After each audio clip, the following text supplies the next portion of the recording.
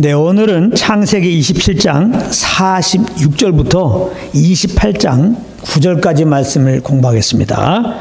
오늘 본문은 리브가가 야곱이 햇사람의 딸들 중에서 결혼하는 것을 싫어한다고 이삭에게 말하자 이삭이 야곱을 축복하고 외삼촌 라반에게 가서 그의 딸 중에서 아내를 맞이하라고 하면서 라반에게 보내주는 내용이고, 이것을 본 에서는 이스마엘에게 가서 이스마엘의 딸 마할랏을 아내로 맞이했다고 하는 그런 내용입니다.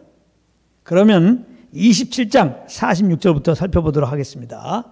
잠깐 제가 읽겠습니다. 리브가가 이삭에게 이르되 내가 햇사람의 딸들로 말미암아 내 삶이 싫어졌거늘 야곱이 만일 이 땅의 딸들 곧 그들과 같은 햇사람의 딸들 중에서 아내를 맞이하면 내 삶이 내게 무슨 재미가 있으리까, 이렇게 말하고 있습니다. 이 구절은 리브가가 이삭에게 야곱이 햇사람의 딸들 중에서 결혼하는 것을 싫어한다고 말하고 있는 내용입니다. 이렇게 말한 의미를 정확하게 알려고 하면 지난주에 공부했던 이 구절 앞의 내용을 잘 알아야 합니다. 지난 시간에 우리는 야곱이 속여서 자기의 복을 빼앗았다고 생각한 에서가 너무너무나 부인한 나머지 그 심중에 야곱을 죽이겠다고 했는데 이것을 리브가가 들었다고 했습니다. 그래서 리브가는 야곱이 자기 형에게 줄 것 같아서 야곱을 불러 이 모든 자초지정을 다 얘기해 주고는 자기 오빠 라반에게 피신하라고 제안을 합니다. 그리고 난 다음에 리브가는 이삭에게 와서 이렇게 46절의 말씀을 하고 있는 것입니다. 그러니까 이렇게 말하고 있는 리브가의 속마음은 이게 중요합니다. 야곱의 결혼을 구실로 해서 야곱을 라반에게로 보내고자 했던 것입니다. 그럼 왜 하필 야곱의 결혼을 구실로 삼았겠습니까? 이것은 이삭도 공감이 되는 것이기 때문에 그렇습니다. 이게 무슨 말이냐? 창세기 26장 34절 35절에 보면 에서가 40살이 되어서 헷 족속의 딸들과 결혼했다고 했는데요. 그런데 그들이 이삭과 리브가의 마음에 근심이 되었더라, 이렇게 말씀하고 있습니다. 그러니까 리브가는 그동안 헷 족속의 딸들로 말미암아 괴로운 삶을 살았어요. 마찬가지로 이삭도 며느리들로 말미암아 엄청나게 괴로운 삶을 살았던 겁니다. 그래서 만약 야곱까지 햇사람의 딸들 중에서 아내를 맞이하면 무슨 재미로 살겠느냐 말한 이 리브가의 말이 이삭의 공감을 얻기에 충분한 것이었다, 이 말입니다. 그래서 이삭은 이 리브가의 말을 듣고는 28장 1절에 보면 야곱을 부릅니다. 그리고는 축복하면서 이렇게 당부합니다. 이삭이 야곱을 불러 그에게 축복하고 또 당부하여 이르되 너는 가나안 사람의 딸들 중에서 아내를 맞이하지 말고, 이렇게 말합니다. 가나안 사람의 딸들 중에서 결혼하지 말라는 겁니다. 그리고는 2절에서 야곱의 외삼촌 라반의 딸들 중에서 아내를 맞이하라고 그렇게 권면합니다. 이렇게 이삭이 말하는 것을 보면 이삭 역시 그동안 해쪽 속 사람들의 딸들인 며느리를 통해서 정말 재미를 보지 못했음을 알 수 있는데요. 물론 이렇게 된 것은 그들의 좋지 못한 어떤 행실 때문이었겠습니다. 그런데 이것의 영적인 의미는 이게 중요합니다. 하나님의 언약 안에 있는 자들은 그렇지 않은 자들과 함께할 때 영적인 재미가 없다는 겁니다. 영적인 낙을 가질 수가 없다는 것입니다. 당연한 것입니다. 왜 그렇습니까? 그리스도 밖에 있는 자들은 죄와 허물로 말미암아 그 영이 죽어있는 상태이기 때문에 그런 것입니다. 그렇기 때문에 당연히 영적인 교제를 할 수가 없는 것이죠. 그러니까 믿지 않는 자들과 함께하면 우리의 영혼이 재미있기는커녕 답답하기 짝이 없는 겁니다. 말이 안 통하는 거예요. 오히려 우리가 경험한 예수 그리스도의 은혜와 하나님 아버지의 그 베푸신 사랑을 얘기하려고만 하면 아주 싫어합니다.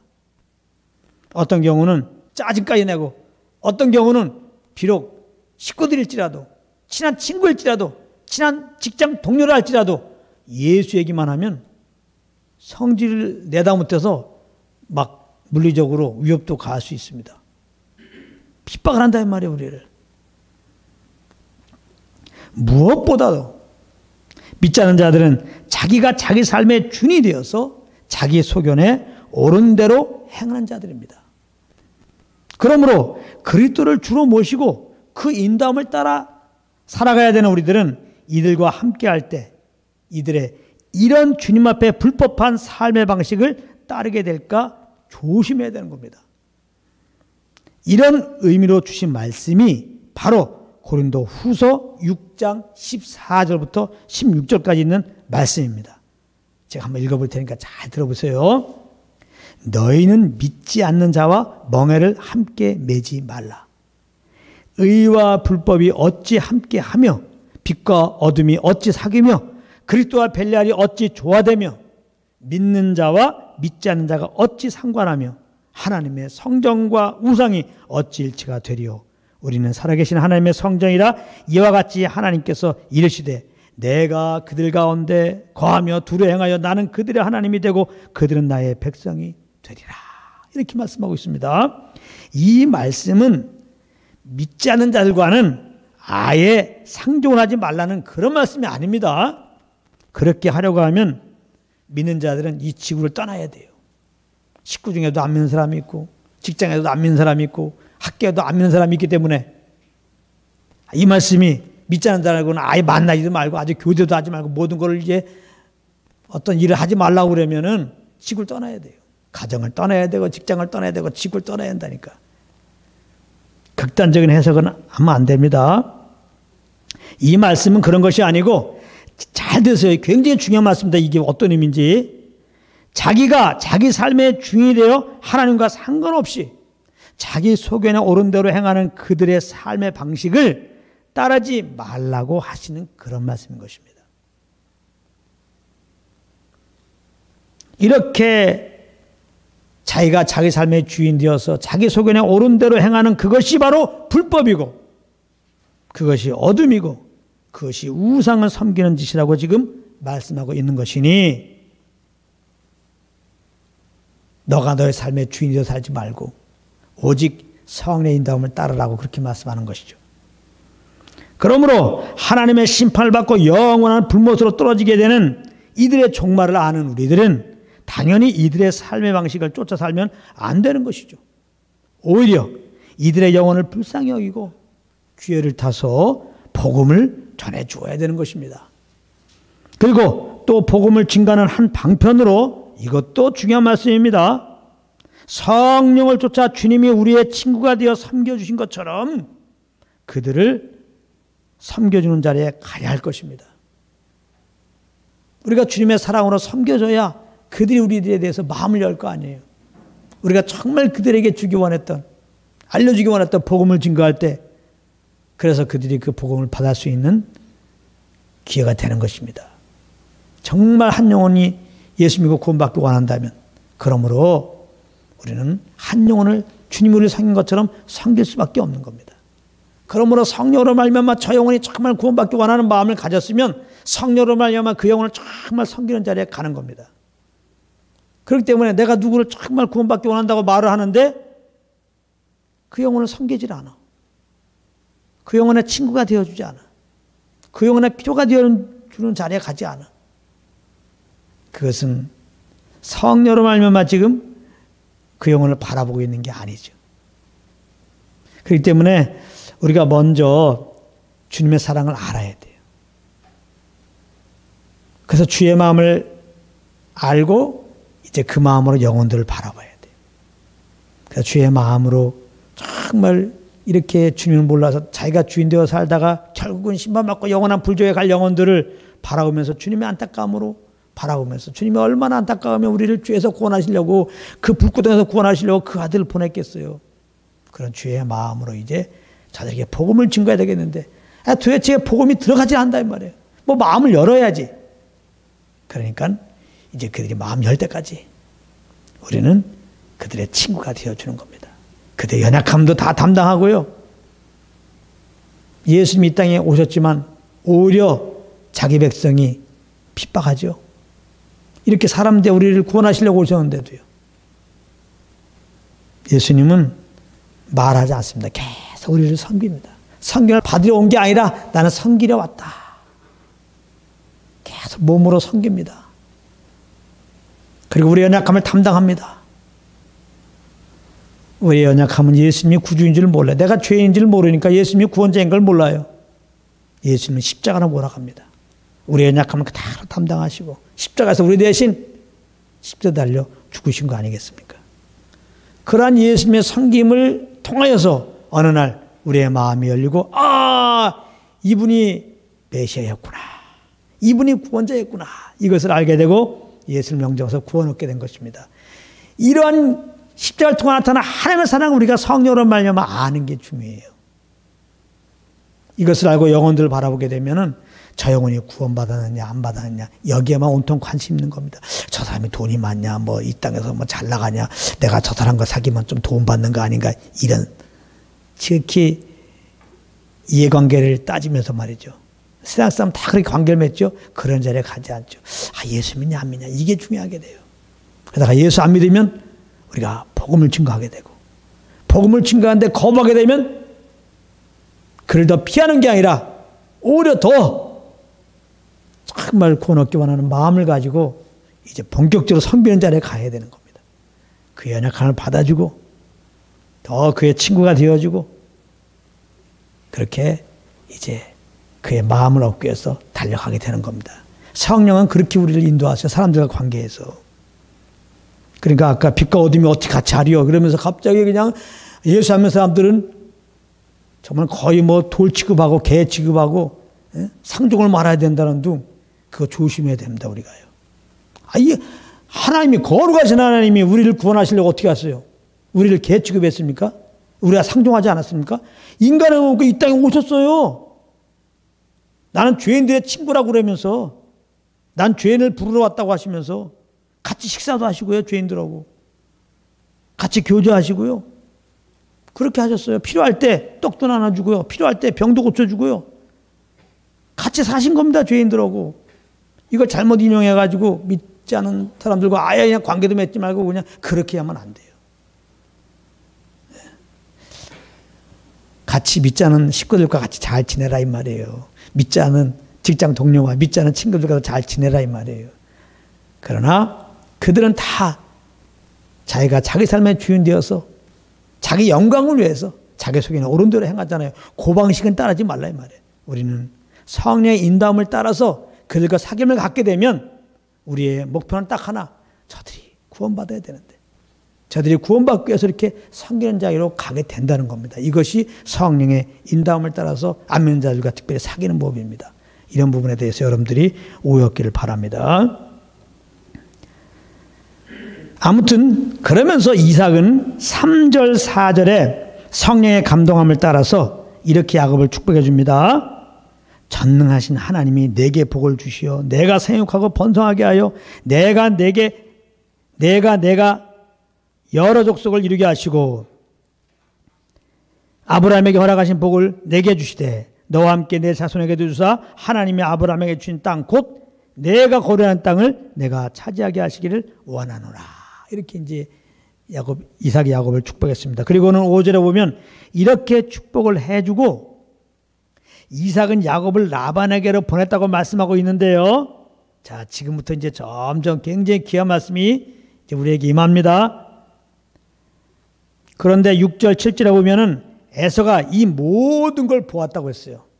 이삭이 야곱을 축복하고 그 외삼촌 집에 보내는 이런 모든 장면들을 에서가 다 보았다고 말씀했습니다. 6절, 7절입니다. 에서가 본즉 이삭이 야곱에게 축복하고 그를 바단 아람으로 보내어 거기서 아내를 맞이하게 하였고 또 그에게 축복하고 명하기를 너는 가나안 사람의 딸들 중에서 아내를 맞이하지 말라 하였고 또 야곱이 부모의 명을 따라 바단 아람으로 갔으며 이렇게 말씀하고 있습니다. 그런데 8절에 보면 에서가 또 본 것이 있다는 것입니다. 또 본 것이 있다. 에서가 또 본 것에 집중하시기 바랍니다. 여기서 또 본 것이 중요한 거는요.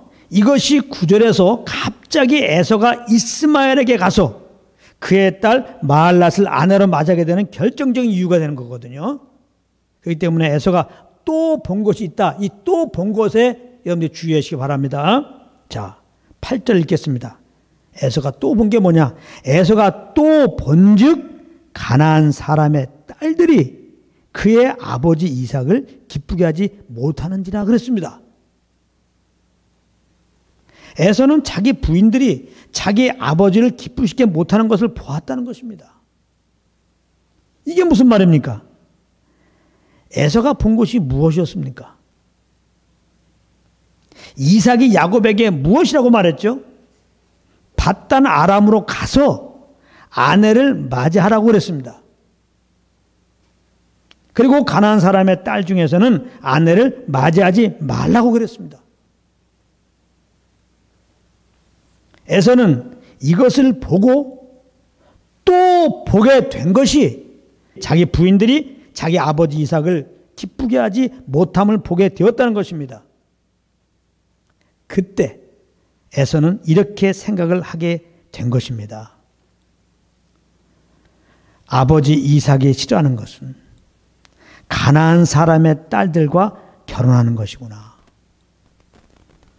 그런데 자기는 아버지 이삭이 싫어하는 가나안 사람의 딸들과 결혼을 한 것입니다. 그래서 에서는 아마도 아버지 이삭이 자기를 축복해 주지 않은 것은 아버지 이삭이 싫어하는 가나안 사람의 딸들과 결혼을 해서 그런 것이라고 생각했던 것 같습니다. 그렇기 때문에 에서는 자기 아내들이 그의 아버지 이삭을 기쁘게 하지 못하는 것을 보고는 얼른 이스마엘에게 가서 이스마엘의 딸을 아내로 맞이했던 것입니다. 9절입니다. 이에 에서가 이스마엘에게 가서 본 처들 외에 아브라함의 아들 이스마엘의 딸이요 느바요스의 누이인 마할렛을 아내로 맞이하였더라. 이삭은 바로 아버지 이삭의 마음을 돌리기 위함으로 이렇게 했던 것입니다. 이렇게 하면 아버지 이삭이 아주 기뻐하면서 자기를 축복해 줄 것이라고 기대하면서 그렇게 한 것입니다. 이것은 인간적으로 보면 아주 지혜로운 생각이라고 볼 수 있습니다. 왜냐하면 이삭과 더 가까운 친척으로 따지자면 외삼촌 라반의 딸들보다는 비록 배다른 형제지만 이스마엘의 딸들이 더 가까운 것이기 때문에 그렇습니다. 그러나 여기서 에서가 간과한 것이 하나 있어요. 그것은 이스마엘은 언약 밖의 사람이라는 것입니다. 그럼에도 언약에 애초부터 관심이 없었던 에서는 인간적인 복을 받기 위해서 어떻게 하든지 인간적으로 아버지 이삭을 기쁘게 하기 위하여 이스마엘의 딸들을 아내로 맞이했던 것입니다. 이 에서의 행위를 통해서 우리에게 주시는 하나님의 말씀은 무엇입니까? 굉장히 중요한 메시지가 있죠. 이 땅에서 복을 받기 위해서 하나님을 기쁘시게 해드리겠다고 하는 우리들의 행위들은 다 헛된 것이라는 겁니다. 하나님을 기쁘게 하기 위해서 내 지혜로, 내 능력으로, 내 의로, 내 계획을 세워서 그렇게 열심히 주님을 위해서 무엇을 하는 것은 다 헛된 것이다. 이런 것을 보고 바로 기복주의 신앙이라고 하는 겁니다. 이렇게 말하면 많은 분들은 그건 나와 상관없는 얘기야. 기복주의 신앙? 나와 상관없는 얘기야. 나는 이 땅에서 복을 받으려고 주님을 섬기는 것이 아니야. 이렇게 가볍게 얘기합니다. 그런데 우리가 알아야 할 것은 그리스도로 말미암아 우리에게 베푸신 은혜들이 무엇인지를 모르고 주님을 섬기려고 하면 그것이 다 기복주의 신앙이 된다는 것입니다. 왜냐하면 그 은혜를 모르고 섬기는 것은 다 내 의로 하는 것이고 내 의로 섬기는 것은 다 바로 자기에게 복 주실 것을 바라고 섬기는 것이기 때문에 그렇습니다. 그러므로 우리는 나는 기복주의 신앙이 아니야 라고 말하는 것이 중요한 것이 아니라 그리스도로 말미암아 우리에게 베푸신 그 은혜들이 무엇인지를 아는 것이 중요한 거예요. 그렇다면 어떻게 그 은혜들을 우리가 알 수 있습니까? 오직 성령으로 알 수 있는 겁니다. 고린도전서 2장 12절 말씀입니다. 고린도전서 2장 12절. 우리가 세상의 영을 받지 아니하고 오직 하나님으로부터 온 영을 받았으니, 성령을 받았으니 그 말이죠. 이는 우리로 하여금 하나님께서 우리에게 은혜로 주신 것들을 알게 하십니다. 하나님이 예수를 통해 우리에게 베푸신 은혜들이 너무나 많아요. 근데 이것이 우리의 지혜로는 몰라요. 그래서 성령을 보내셔서 그리스도로 말미암아 우리에게 주신 그 은혜들을 알게 하시려고 성령을 보내셨다는 겁니다. 그래서 우리가 성령과 교통 속에서 이렇게 그리스도로 말미암아 우리에게 베푸신 그 은혜들을 기억한다면 우리는 하나님께 이 땅에 썩어 없어질 그것도 복이라고, 그것을 얻겠다고 하나님께 나아가는 어리석은 짓을 행하지 않는 것입니다. 자연스럽게. 그리스도 말미암아 우리가 죄사함 받았죠. 그리스도 말미암아 영생 얻었죠. 그리스도 말미암아 하나님의 자녀가 되었죠. 그리스도 말미암아 부활의 소망, 천국의 소망을 갖게 되었죠.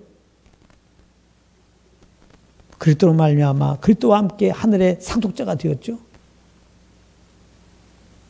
이야, 엄청난 복이죠. 한마디로 하늘의 신령한 복을 받았다 그런 거예요. 또 예수님 우리들 가운데 주님이 우리 안에 오셔서 지금 살고 계시죠? 이거 엄청난 일 아닙니까?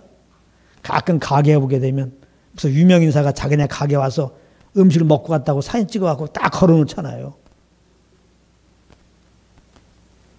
천지를 지으신 하나님께서 그 알까지 내어주시면서 우리를 죄에서 구원하시고 자녀 삼으신 하나님 아버지께서 이제는 그 사랑의 아버지께서 우리 안에 이제 오셔갖고 지금 살고 계세요. 우리와 함께.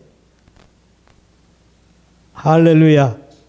우리가 성령님과 늘 교통 속에서 있어야 할 이유가 뭡니까? 성령님과 함께 이 사실 우리가 인지를 해요. 그래서 우리 영혼이 놀라가지고 그냥 바랄 수 없는 감격 가운데 살게 된다니까요. 근데 성령을 의지하지 않으면 이런 사실을 잊어버리죠. 주님 나와 함께 한다는 사실을 잊어버려요. 잊어버렸다는 증거가 뭡니까? 어려우면 어렵다고 염려 근심하고 앉아있단 말이에요. 힘들면 힘들다고 근심 걱정하고 있단 말이에요. 정말 나를 너무나 사랑하시는 내 영의 아버지께서 나와 함께 한다는 걸 정말 안다면 어떻게 염려 근심할 수 있죠? 그것은 지금 주님이 나와 함께 한다는 것을, 함께하고 계신 것을 지금 망각하고 있는 거죠. 그래서 우리가 성령과 교통 가운데 있는 게 중요한 거예요. 늘 성령님을 의식하고 나가면 성령은 반드시 예수 그리스도의 은혜와 하나님의 사랑을 알려주시고 무엇보다 주님이 나와 함께 한다는 것을 알려주신다 이 말이에요. 지식이 아니라 내 영혼이 성령 의지하면 그 사실을 바로 알게 되어서 내 영혼이 바로 감사와 기쁨으로 정말 그렇게 충만해져요. 주님을 향해서. 염려하지 말아야지. 근심하지 말아야지. 내가 구원받았는데 하나님이 나와 함께하고 있는데 내가 염려하지 말아야지. 이거 아닙니다.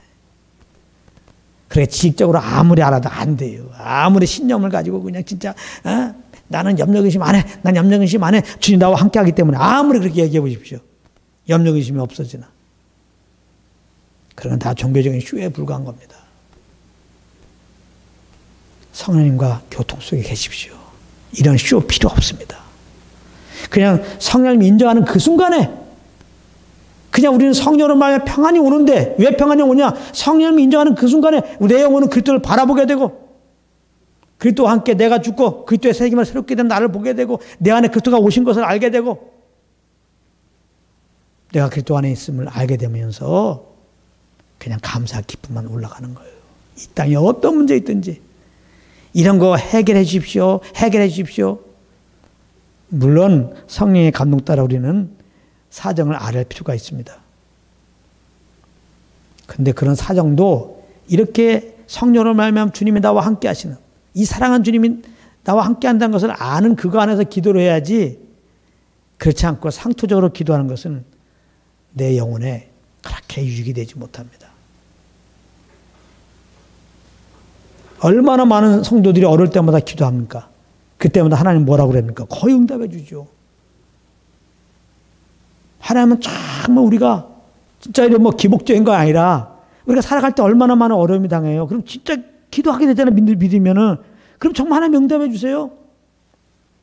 여러분들 왜 사장 아뢰지 않습니까? 정말 감당할 수 없는 일이 있으면은 아뢰세요. 근데 정말 성령 교통속에서 정말 주님이 나를 사랑하시고 그분이 나와 함께 한다는 것을 모르고 아뢰니까 아뢰 때마다 응답해 줬는데 감격이 없어.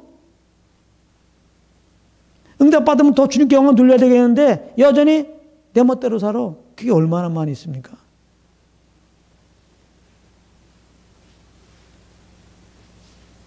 딱 필요할 때만 구하는 꼴이 되는 거죠. 참 그래도 하나님은 그래도 우리를 여전히 사랑하시고 그래도 구하면 이렇게 응답해 주시니 진짜 감사합니다. 할렐루야. 예, 성숙이라는 건 뭡니까? 주님을 다 아는 거죠. 이렇게 늘 성령님을 의식하고 성령과 교통 속에서 주께서 베푸시는 은혜. 은혜 중에 은혜. 아, 이제는 주님이 나를 구원하시고 내 영혼을 거쳐 삼아서 내 속에 오셨구나. 내 마음 속에 계시구나. 이거 아는 거예요. 이걸 알면 기본이 감사라니까요. 감사. 네? 감사. 그 안에서 정말 이렇게 기도해 보십시오. 당연히. 기도할 때도 응답할 걸 믿고 기도하는 것이고 기도하면 당연히 주님이 응답하신 것을 알게 되고 그러면 더 큰 영광을 돌리는 그런 삶이 되는 거죠. 이렇게 주님을 알고 주님의 인도함 따라 기도함으로 더 주님을 알고 더 큰 영광을 주님께 돌리신 여러분 되길 바랍니다. 할렐루야. 성령은 항상 이렇게 우리를 그리스도를 바라보게 하십니다. 그래서 죄와 허물로 죽었던 내가 그리스도로 말미암아 새 생명을 얻게 된 그 십자가 은혜를 기억해 가는 것입니다. 그렇기 때문에 성령으로 예수 그리스도의 십자가 은혜를 알게 되면은 썩어 없을 복을 구하지 않습니다.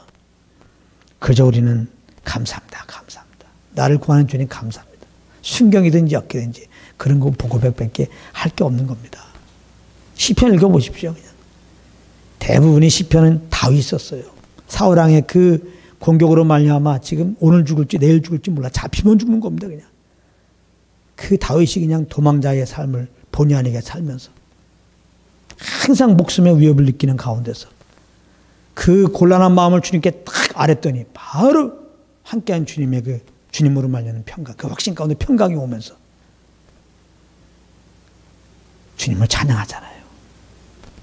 내 마음에 주께로 정하였으니 정말 주님을 찬양한다고요. 찬양 감사하고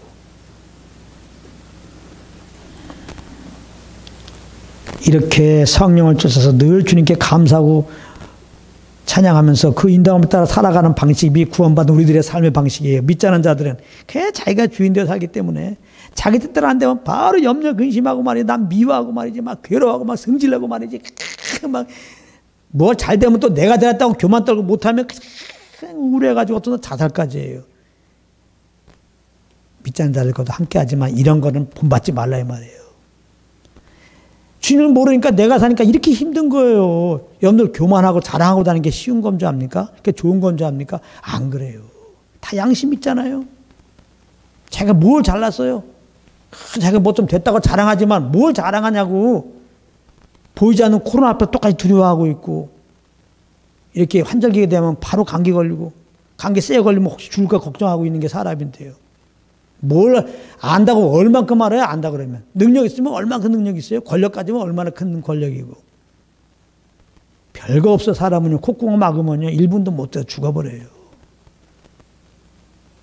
그리고 지금 대단한 것 같아도 대단히 이름 있는 것 같아도 죽으면 아무도 기억 못 해요.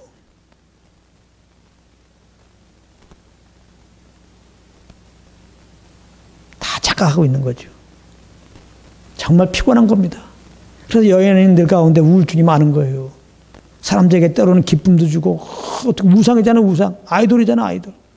그래서 막 그로부터 뭔가 기쁨을 얻고 위로를 받고 받으려고 막 환희도 하고 막 그러는데 막상 당사자는 연약한 인간이잖아요.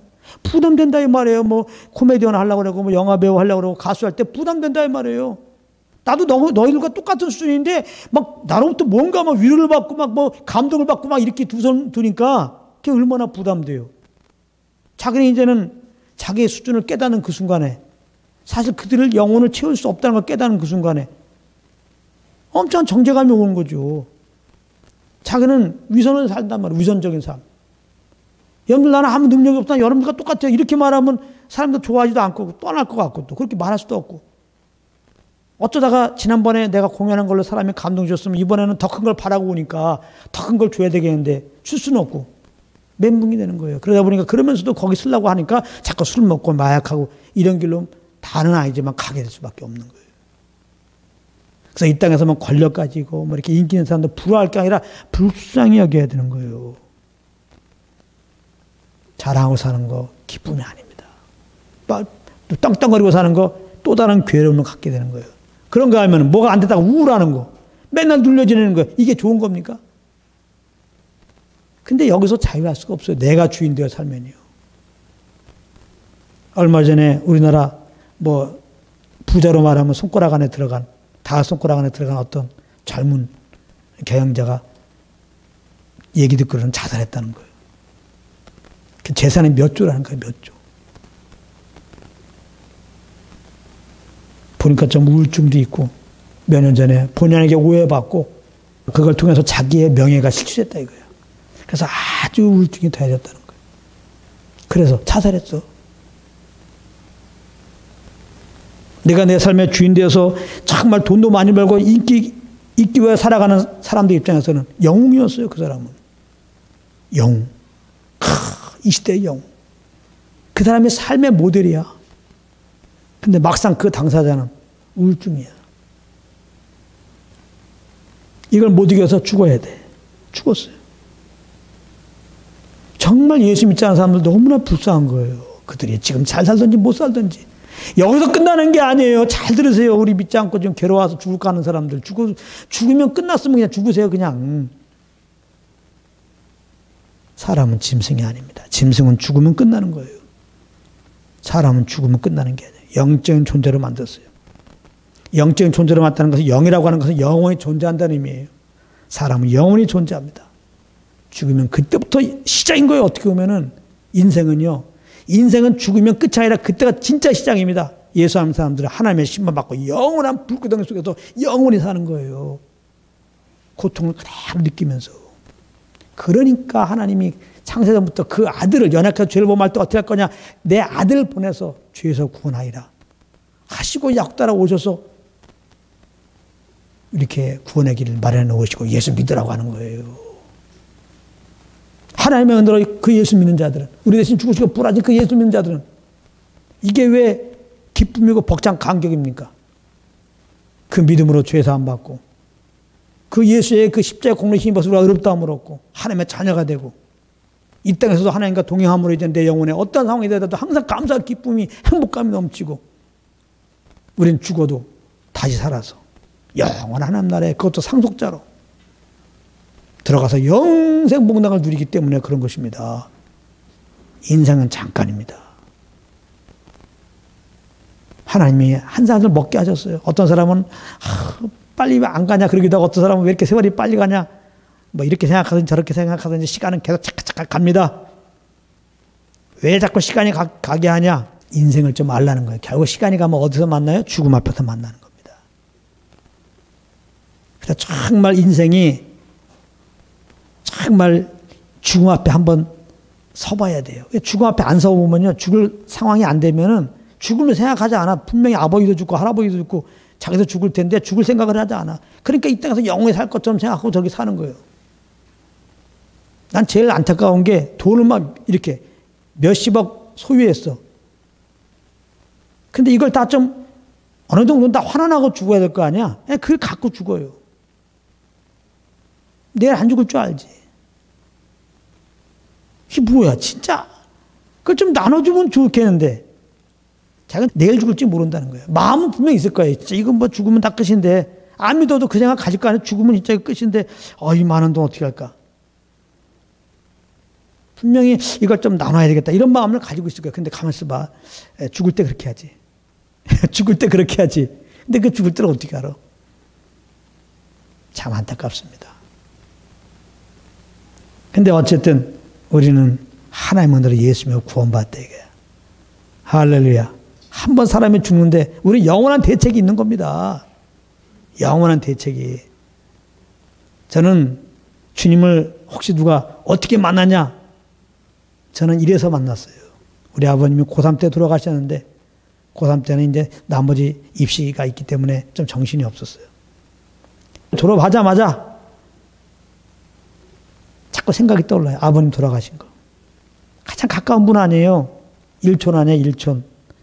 그냥 뭔가 하려고 그러면 아버님 돌아가신 게 딱 생각나요.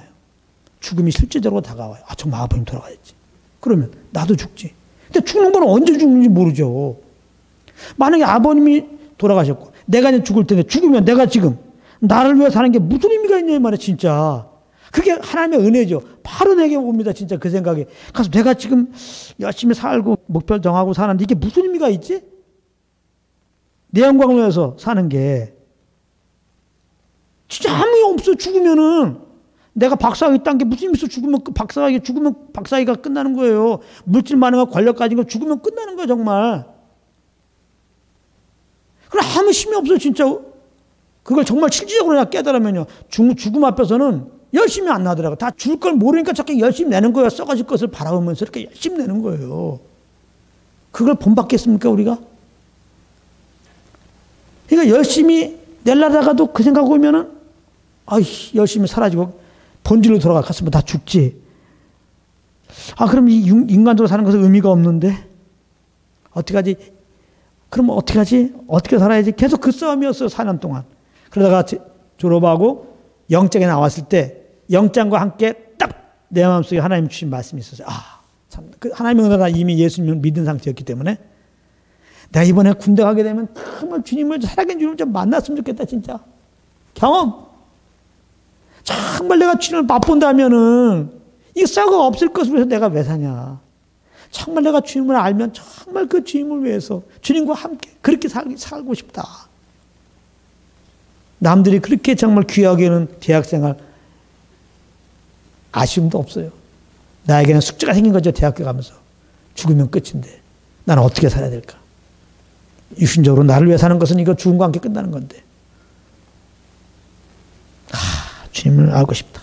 만나고 싶다. 그런 마음으로 마음속에 기도한 거죠. 주님, 군대 가서 주님을 정말 내가 거부할 수 없이 정말 주님 좀 찾아오셔서 정말 저를 좀 만나 주십시오. 그냥. 진짜 졸업하고 한 4개월 동안 이렇게 계속 그런 마음속에 기도하면서 보냈어요. 근데 감사하게 다음에 또 자세한 얘기 하겠지만은 군대 가자마자 일주일 만에 하나님이 찾아오셨어요. 주님 찾아오셨네. 할렐루야. 그렇게 볼 수도 있고 내 안에 이미 와 계신 주님이 나타나신 거예요. 나를 점령하셨어요. 완전히. 주님의 사랑으로 그냥. 이야, 이 땅에서 이렇게 내가 기쁜 적이 없어요. 이렇게 행복한 적이 없어요. 지금도 계속 그것이 유효합니다. 저는 늘 말하지만은 주님 만나기 전에 이 땅에 유일하게 전 기쁨 찾는 것은 저는 뼛속부터 예수가 있기 때문에 어떤 상황이 있더라도 내가 예수를 하게 되면 그 활동할 때 다 잊어버렸어요. 그림을 그린다든지 시를 쓴다든지 소설을 쓴다든지 음악을 듣는다든지. 그래서 저는 시간만 나면 그런 거 하고 있었어요. 그러나 현실 속에 다시 들어가면은 뭐 똑같이 스트레스죠. 그래서 저는 맨날 인상만 쓰고 있었어요. 근데 군대에서는 그런 상황이 주어지지 않은 가운데 다행히 하나님이 주님을 찾고자 하는 마음을 주셨고 하나님이 주신 마음 그대로 간구했을 때 탁 그 십자가의 사랑을 알려주셨는데요. 얼마나 감사한지. 우리가 무엇을 해서 주님의 그것을 경험할 수 있는 게 아니에요. 그냥 주님이 알게 하시면, 주님이 사랑이신 걸 알게 하시면, 주님의 은혜인 것을 알게 하시면요, 그냥 내 속에 첫 번째는 평강이에요. 두 번째는 감사한 마음이에요. 이걸 한마디로 말해서 행복감이라고 말할 수 있어요. 저는 그 다음부터 지금까지 한 40년 넘어갔죠. 거의 한 40년 향해서 가고 있습니다. 아직 안 넘어갔네요. 군대에서 주님 만나고 한 40년 가까이 가고 있습니다. 그 행복감이 그대로 있습니다. 저는 이 행복한 기운을 오늘도 이 자리에 쓴 거예요. 그래서 예전에 나름대로 행복을, 평안함을 그렇게 얻으려고 했던 그런 의무로 예술 활동을 하지 않습니다. 정말 배설물 같아요. 시가 써지지가 않아. 그림이 그려지지가 않아. 노래를 부르고 싶지도 않아. 그리고 성경을 봤더니 사도 바울도 그런 고백을 하더라고요. 그리스도를 아는 짓이 가장 고상하여 모든 걸 배설물려겠다. 너무나 아멘이 되는 거예요. 이게 얼마나 감사합니까? 하나님의 그 사랑이 뭐예요? 우리를 위해 그 아들 보내신 거 아니에요?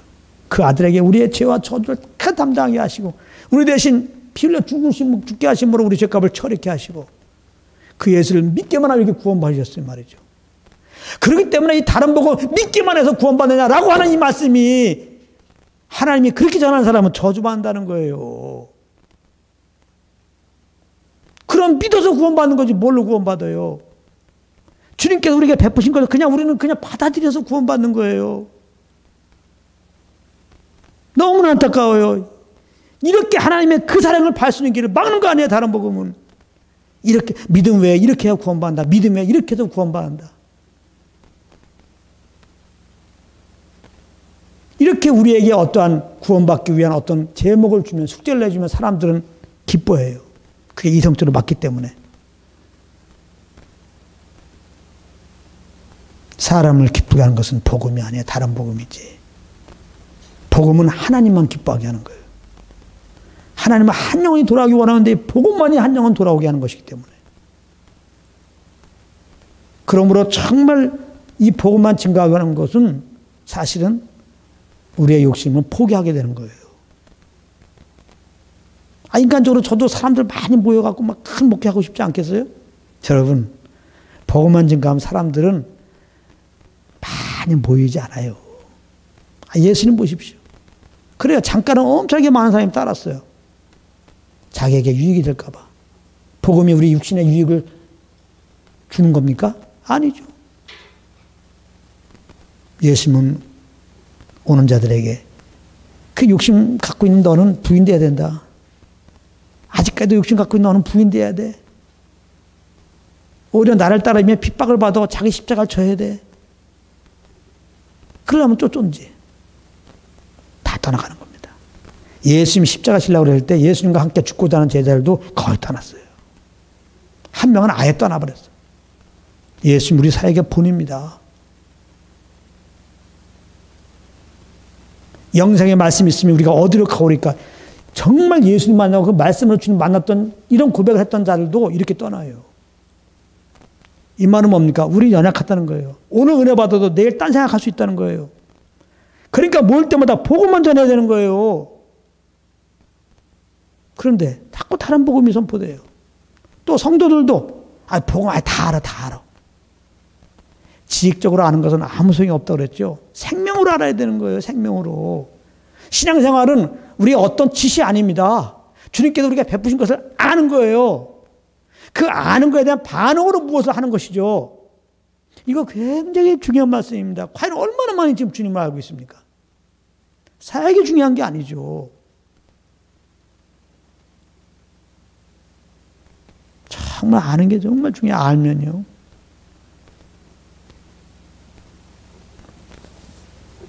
그럼 요즘까지 코로나가 되고 아무 문제 없잖아요. 주님을 알고 있는 내 속에 정말 주님의 위로와 평강과 행복감인데 뭐가 문제야? 원찮게 예배당 못 나가도 뭐가 문제야? 예배당 못 나가도 띵가띵가 살라고? 본색 드러나는 거죠. 주님을 안 믿었던지 아예 에서처럼 영적에서 관심이 없다는 증거죠. 근데 주님을 섬겼는데 종교적으로 섬긴 사람들, 내가 무엇을 해가지고 주님 만나려고 했던 사람들은 교회 못 나가면 죽겠는 거죠 또. 내가 지금까지 그렇게 열심히 했고 정말 주님을 삼았다고 생각했지만 잘못된 거였죠 그게. 내가 예배당 가든지 안 나가든지 주님 사람 나와 함께 하시는데 나갔으면 좋겠지만 못 나간 상황이면 이분과 교제하면 될 거 아니에요. 그래서 주님과 교제하면서 주님 섬기다가 우리는 한 몸으로 부르셨는데 계속 예수님 모인 무리들이 이 주의 몸된 교회를 사모하게 되죠. 그러다가 이렇게 또 교회 나오면 얼마나 기쁨이 더 커요. 할렐루야. 네. 정말 너무 중요한 말씀하고 있어요. 전 정말 이런 걸 우리는 난 같이 공유하고 싶어요, 솔직하게. 저는 종교적인 건 너무 싫어요, 저는. 뭐 그런 거는. 정말 성령으로 말미암아 주님의 은혜를 알아서 정말 감사해서 우리는 모이기 원하고 감사해서 그 감사하는 가운데 오는 감동 따라 그 소감 따라 우리는 무엇을 하고 싶어요. 저부터 그러고 싶어요. 이렇게 한다 그러면은 내가 혹시 이렇게 사역을 할 때 뭐 사람이 많이 모였든 안 모였든 사람들이 날 핍박할 때 그게 그렇게 스트레스가 안 되는 거예요. 저는 그냥 주님께서 주님 감동 따라 그럼 어떻게 내가 해야지? 인도함 따라서 그냥 움직일 뿐이에요. 그냥 저는 뭐. 다른 거 아무것도 없어요. 사람들이 그러죠. 난 뒤끝이 없어. 난 뒷담화 안 해. 주님은 모른다면요. 왜 안 합니까? 그게 거짓말이지.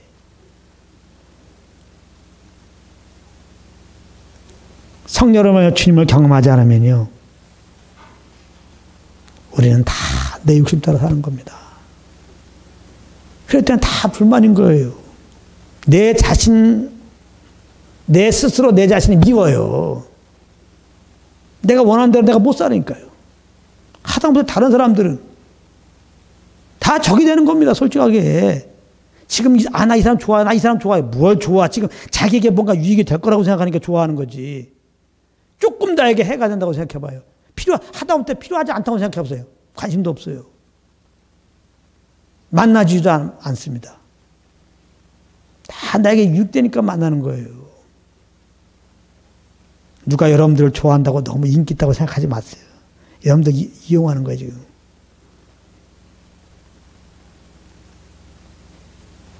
여러분들 정말 주님의 은혜를 알면요. 주님이 만족이 돼가지고 그렇게 나의 도움이 될 어떤 사람들, 그런 환경을 찾아 안 가요. 그러니까 성령 인도함 따라 저 사람 만나고 성령 인도함 따라서 여기 갈 뿐이야. 그냥 그 이상도 이하도 아니에요. 그래서 연약하기 때문에 물론 이제 사람들에게 조금 이제 오해도 받고 배신받으면 좀 아픔은 좀 있을 수 있죠. 좀 내가 간 환경으로 말하면 내 삶에 좀 피해가 오면 좀 아픔이 있을 수 있지만은 그러나 성령 인도함 따라 갔다 하면 그때마다 주님께 나가면요 위로가 더 커버려요. 사도 바울이 고백합니다. 고난 중에 위로가 더 크다. 왜 고난을 허락하실까? 더 큰 은혜 받고 고난 중에 사람을 위로하게 하기 위함이다. 이렇게 되는 겁니다. 할렐루야. 정말 주님과 함께 그렇게 거함으로 주님의 은혜를 아는, 그래서 정말 감사 기쁨으로 이렇게 누가 시키든 안 하든 주님의 인도함 따라 주님을 섬기는 여러분들 되시길 바랍니다. 아멘. 네. 그래서 좀 제가 목회가 지금도 편하지만 더 편하게 해주시기 바랍니다. 아이고, 얘 툭하면 너무 자꾸 전화가 와서 왜 그래? 아직까지는 그러지 않아서 내가 감사한 것인지. 어떻게 보면 인간적으로 제가 그런 걸 못해요. 막 챙기고 이런 거를. 그래서 더 이렇게 내가 본질을 더 얘기한지도 모르겠어요.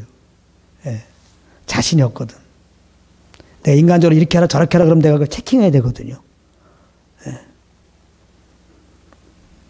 그래서 저는 그냥 내 자신이 주님 경험한 만큼 나는 하리라. 이 말씀을 내가 말씀을 전했기 때문에, 내가 경험한 주님을 전했기 때문에 이 말씀 받으면 똑같이 나와 같을 것이다. 이런 거 안에서 저는 지금 사실은 사역을 하는 겁니다. 그러니까 저는 사역의 본인이 어떤 목사님이 아니에요. 어떤 교회가 아닙니다. 그냥 주님 앞에서 저는 하는 겁니다. 그러니까 참 일반적이지 않죠. 근데 나도 생각해 봤어요. 이게 일반적이지 않아갖고 이게 나는 일반적이지 않다고 그러지만 이게 성도들은 그렇지 않은데 어떻게 할까 했는데 그것도 바뀌었어, 어느 날. 그렇게 말하면은 한 분 한 분이 너무나 귀해가지고 혹시 나와 함께 하면서 더 이렇게 주님을 알고 더 그렇게 주님께 크게 사용될 거 막는 게 아닌가. 한동안은 그것 때문에 부담 많이 가졌어요. 저의 한계를 아니까요. 그러다가 이것도 주님께 맡겼습니다. 그냥 이것도 부담이다. 그래서 그 부담을 이기려고 내가 그냥 옷도 안 맞는 옷으로 막 이렇게 막 정을적으로 막 해가지고 막 아이고 성도님 하면서 이것도 아니다. 그냥 성령의 인도함 따라 한번 해보자. 그래 여기까지 왔습니다. 그냥. 그러니까 편하죠 뭐. 성령을 쫓아 행하는 거니까. 여러분들 편하게 자꾸 뭐 목사님 보고 뭐 눈치 볼 거 없어요. 그냥 주님이 주시는 감동 따라서 그렇게 사시기 바랍니다. 그렇게 사세요. 그게 신앙생활이에요. 그래서 우리가 성령과 교통하게 되면은 예수 그리스도의 은혜와 또 십자가를 통해 나타난 하나님의 사랑, 그 사랑을 알게 하시죠. 이 죄인된 우리를 살리시려 그 아들까지 내어주신 하나님의 사랑을 한다면 뭐 할 말이 있겠어요, 진짜. 다 이 사랑은 모르니까 자꾸 그냥 원망 불평하는 거지. 이스라엘 백성들이 진짜 그 애굽의 그 고통 가운데서 출애굽시킨 거, 그 은혜를 생각해 봐요. 그렇게 하나님이 그들을 돌보신다. 함께하고 계신다. 또 그분의 능력이다. 이걸 알게 되면요, 광야에서 어려울 때 뭐 그렇게 없나고 근심할 게 많어. 처음 이렇게 약속 따라서 애굽에서 구원하신 그 하나님을 더 바라보고 모세처럼 더 기대하고 그 사랑을 더 받을 준비를 해야지. 이거 기가 막힌 말이네. 여러분들 어려우면요, 더 주님의 사랑을 알고 더 주님의 사랑을 받을 준비하십시오. 할렐루야. 그게 맞지. 큰일 났네. 이거 큰일 났네. 성경은 말합니다. 여러분들이 염려 근심한다고 그 길을 한자나 더 알 수 있느냐? 없어요. 그건 원수 막아주는 겁니다. 염려 근심은요. 아직까지 염려 근심하는 분 있습니까? 뭐 때문에? 마귀는 타당한 일을 주죠. 이게 아파 죽겠고, 지금 뭐 의사도 지금 뭐 너 치료 못 한다는데, 너 장래도 뭐 안막한데 염려 근심하라. 타당해요. 근데 그게 타당한데, 그래서 그 타당해서 염려 근심하라고 그러잖아요. 하라고 그러잖아요. 그건 우리는 들을 수가 없어요. 우리는 눈에 보이는 팩트를 따라 사는 게 아니에요. 우리는 성령께 주는 감동 따라 사는 겁니다. 예. 이 정치권에서 제일 많이 사는 게 팩트라는 말입니다. 팩트가 있습니까? 여러분들은 뉴스를 믿습니까? 정치인들의 말을 믿냐고요? 저는 그래서 관심 안 줍니다. 이 땅을 살아가기 때문에 잠깐 참고만 할 것이지 절대로 거기에 뉴스 따라서 그 사람들의 정치인들의 말에 따라서 이렇게 하지 않습니다. 여러분들 그렇게 제발 그렇게 하지 마세요. 뉴스를 신봉할 것 같으면 하나님의 말씀 한번 더 들으세요. 이 말씀만이 우리를 살리는 거예요. 할렐루야. 정말입니다.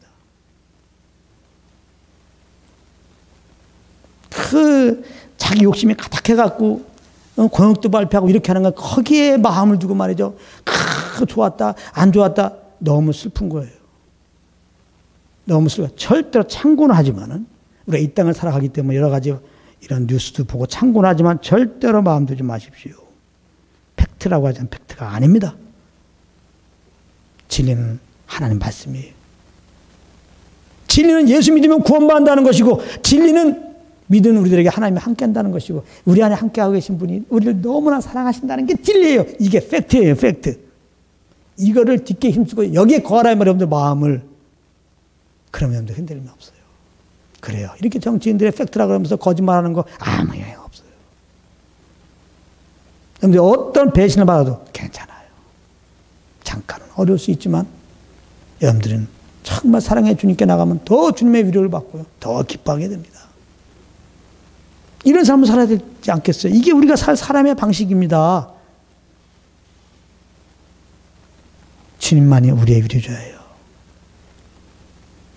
요즘에 거의 스마트폰, 거의 뭐 유튜브 끼고 살잖아요. 교제하면서도 유튜브 보는 시대잖아요. 정말 진정한 교제가 사라진 시대예요. 다시 말하면 정말 힘들면, 힘든 일 당하면 정말 힘들 수밖에 없는 상황이에요. 누가 우리를 도와줘요? 정신 바짝 차려야 됩니다. 우리를 도와줄 이는 우리 안에 주님밖에 없어요. 정말입니다. 근데 믿는 우리들에게는 이 주님 와 계셔서 지금 우리를 돕고 계신다는데, 그러니까 성령과 교통해야죠. 인정하면서. 성령 인정하는 그 순간에 주님이 나와 함께 한다는 것을 바로 알게 돼요. 그래서 평안이 오는 겁니다. 항상 여기서부터 출발하세요. 주님 나와 함께 하신다. 세상의 문제가 절대 문제가 안 되는 겁니다. 이제 문제를 밟고 가는 겁니다. 베드로가 풍랑을 밟고 갔다. 예수님 먼저 풍랑을 밟고 오시고 풍랑을 밟고 오신 그 예수님을 바라볼 때 예수님과 같이 풍랑을 밟고 간 베드로의 사건을 꼭 기억하세요. 우리에게 주는 의미가 굉장히 큰 겁니다. 사람은 풍랑이 오면은 두려워야 되고 결국 풍랑에 빠져 죽어야 될 수밖에 없는 게 사람의 수준입니다. 예수 믿는 자는 안 그렇다는 거예요. 그런 삶도 있고 무리로 걸어간 예수님의 삶, 그 예수님을 바라보고 의지하고 나갔던 베드로는 분명히 예수님 같은 삶을 살았어요. 내가 한 것보다 더 큰 일도 하리라. 예수님의 삶은 우리들의 본입니다. 자꾸 우리가 세상을 바라보면서 거기에 기준 두니까 거기에 몸 미칠 때 낙심되고 염려하고 세상 생활처럼 똑같이 되는 거예요. 그래서 믿는 자들이 바라볼 것은 예수고 우리의 삶의 기준은 예수고 할렐루야. 우리들의 삶의 롤모델도 예수고 우리의 삶의 목표도 예수고 아멘. 그렇다면 예수 믿는 우리들에게 그 예수님 오셨잖아요. 우리의 목표가 다 이루어질 거예요. 우리의 롤모델은 예수님 오셔서 우리를 이끌어 가신다는 거 예수님같이 살 수 있도록.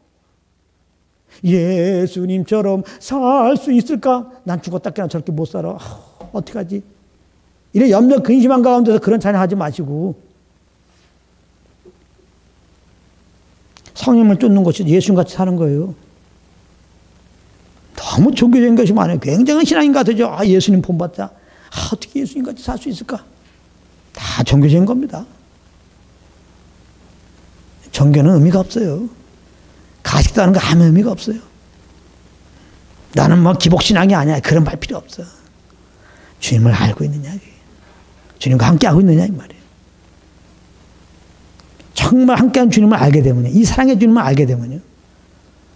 땅에 거 구하지 않습니다. 그래서 항상 성령 인정해 보세요. 예수 그리스도의 그 십자가 은혜로 내가 구원받았고 주님이 나와 함께한다는 거, 사랑의 주님이 나와 함께한다는 거 이것을 알게 되면서 그냥 감사가 나오잖아요. 항상 거기서부터 출발해서 감사합니다. 감사합니다. 감사합니다. 아유, 그냥 목사님은 하루에 어떻게 사십니까? 요거 주로 생각하면서 감사하고 주네. 그냥 감사합니다. 감사합니다. 아, 그래서 나도 유튜브 찍어서 좀 같이 은혜를 나누고 싶은데 이걸 어떻게 찍어 이거를. 야, 그래서 이게 은혜가 이렇게 있어도 야, 이게 공유하기가 어렵구나, 이게. 난 그게 지금 문제예요. 진짜 안 해도 알 거야. 이거 유튜브에 찍었으면 좋겠는데, 이걸 어떻게, 이 마음에 있는 걸 어떻게 보여주지, 이거를?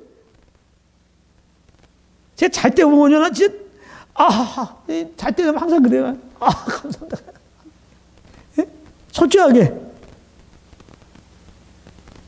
정말이에요. 자, 여러분들이 그렇게 되기만 해. 자기들은. 그러니까 주님의 은혜 또 생각하잖아. 성령님과 함께 달라고 그러면 그냥 감사해. 그냥 감사. 이유도 없어. 그냥 좋잖아요. 얼마나 감사해. 날 구원하시고. 난 주님의 품 안에 있고 그냥. 뭐 굳이 하루 잘 지켰다. 이거는 두 번째 문제예요. 그냥 주님이 나와 함께 하는 게 그냥 기뻐. 그냥 감사합니다. 그냥 감사합니다. 그냥. 아침에라도 그냥 감사합니다. 감사합니다. 이 시간에도 그냥 감사합니다. 감사합니다. 그냥 기분이 그냥 기본이 난 지금. 다른 거 없어요.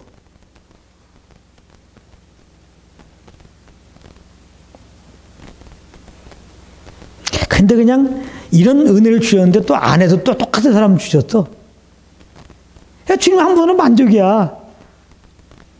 그래서 그렇게 세상 거에 대해서 있고 없고에 전혀 영향이 없어요. 그래서 세상적으로 말하면 우리 부부는 전혀 스트레스가 없는 거예요. 싸워 본 적이 없어요. 그것 때문에 시시 거려본 적이 없고. 그러니까 세상 부부들이 문제라고 하는 게 우리 부부는 전혀 없어요. 20년 동안 좀 이렇게 주님 서로 바라보려다가 많이 교제도 없고 이렇게 있다고 그러니까 뭔가 좀 싸움이 있어서 그런 오해도 받았는데요. 저는 아니기 때문에 물론 뭐 그냥 한쪽으로 흘렸지만요. 참 몰라서 하는 말이지.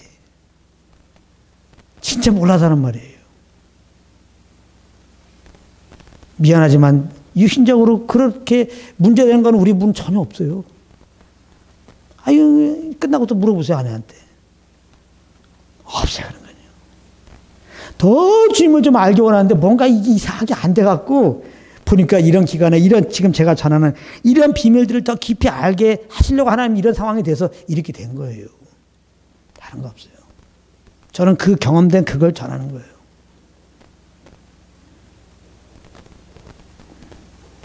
그래서 요즘에 조금 이제 이렇게 말씀을 증거해도 거부 반응 없이 참 발대가 되었기 때문에 제가 이렇게 제 개인적으로 그러나 이 복음 안에서 주님과 동행하는 정말 내 영혼이 진짜 전하고 싶은 말을 지금 하고 있는 것 같아요. 난 정말 진짜 하고 싶은 말이 안 믿는 사람들에게는 꼭 예수 믿어야 된다는 거. 그거 외에는 할 말 없어요. 안 믿는다 그러면 더 이상 나 사실 할 말 없어요. 예수 믿고 구원받아. 거기에 반응하면 할 말 있지만 반응하지 않으면 더 이상 할 말 없어요. 그래도 저 사람 믿으면 뭐 이렇게 도와줄 수 있고, 그냥 필요 없다. 예수 믿는 사람들에게는 다른 거 없어요. 성령님과 함께 하자. 주님을 의식하고 살아라. 그거밖에 할 말 없어요. 정말 당신이 주님과 함께 하면 그걸 교제할 게 있을 거거든요. 같이 교제하자고, 그건 얼마인지. 예. 그러니까, 진짜 심심해. 인간적으로 그냥 장익수는 진짜 심심하고, 진짜. 어떻게 보면 성격도 심심하고, 그러니까 우리 부부는 진짜 또 심심해요, 이게. 인간적으로는 그렇게 재미가 없는 부부예요. 그렇지만 영어로는 그냥 주님으로 만족하고 있는 그 자체가 동의가 되니까 기본적으로 감사하고. 그런 건 나눌 뿐이에요. 저는 그렇게 우리 모두가 정말 성령으로 만약 주님을 이렇게 알고 그 주님이 주시는 위로로, 그러니까 평강으로 행복 가운데 거해서 그렇게 우리가 또 모여서 같이 나누면서 그 주님을 높이는, 여기서 힘을 얻고 나가서 우리 주 예수의 복음을 증거하는 그런 은혜가 있길 바랍니다. 할렐루야. 오늘 참석한 분들이나 암청 참석한 분들에게 다 이런 은혜가 있기를 예수님으로 축복합니다. 아멘. 오늘 여기까지 하겠습니다. 우리 주님을 찬양하겠습니다.